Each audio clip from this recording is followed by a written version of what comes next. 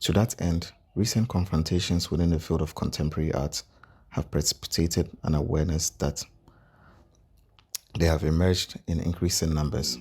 Within the last decade, new critical and artistic formations that foreground and privilege the mode of collective and collaborative production. Is this return an acknowledgement of the repressed memory of a social unconscious? Is the collectivization of artistic productions not a critique of the poverty of the language of contemporary art in the face of large-scale commodification of culture, which have merged the identity of artists from the corporate logo of global capitalism?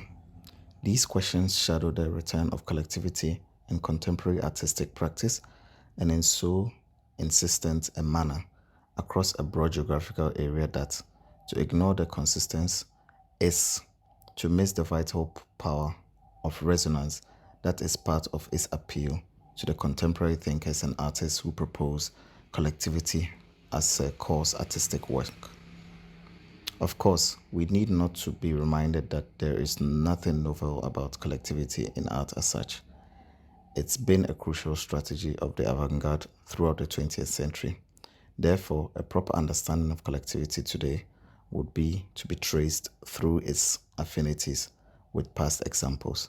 This story belongs to the history of modernism proper. The position of the artists working within the collective and collaborative process subtended earlier manifestations of this type of activity throughout the 20th century.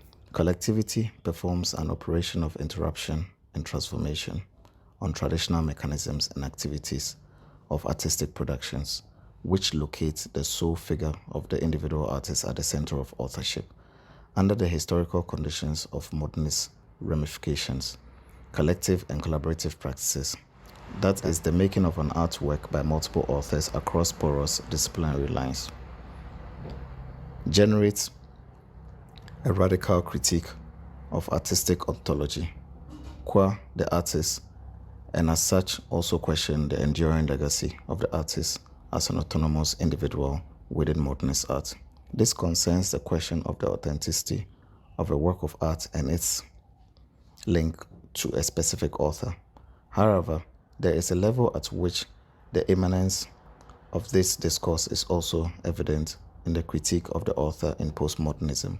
On both levels, I would argue that the anxieties that circumscribe questions concerning the authenticity of either the work of art or the supremacy of the artist as author are symptomatic of a clinical crisis in modernity about the status of art to its social context and the artist as more than an actor within the economic sphere.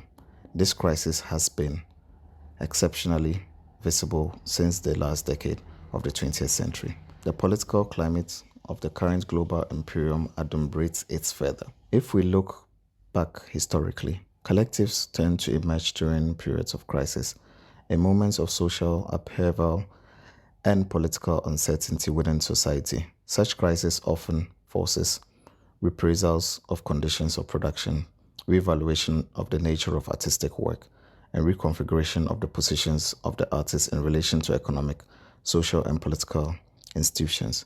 There are two types of collective formations and collaborative practices that are important for this discussion. The first type can be summarized as a processing of a structured modus vivendi based on permanent, fixed groundings of practitioners working over a sustained period.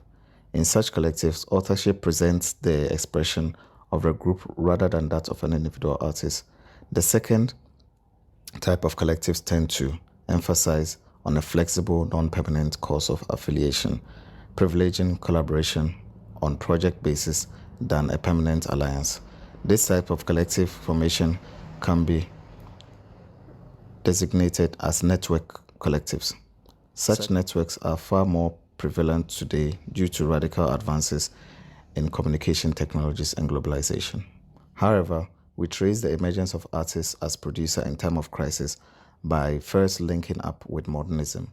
In collective work, we witness how much work complicates modernism, idealization of artwork as a unique object of individual creativity. In collective work, we also witness the simultaneous aporia of artwork and artists, this tends to lend collective work a social rather than artistic character.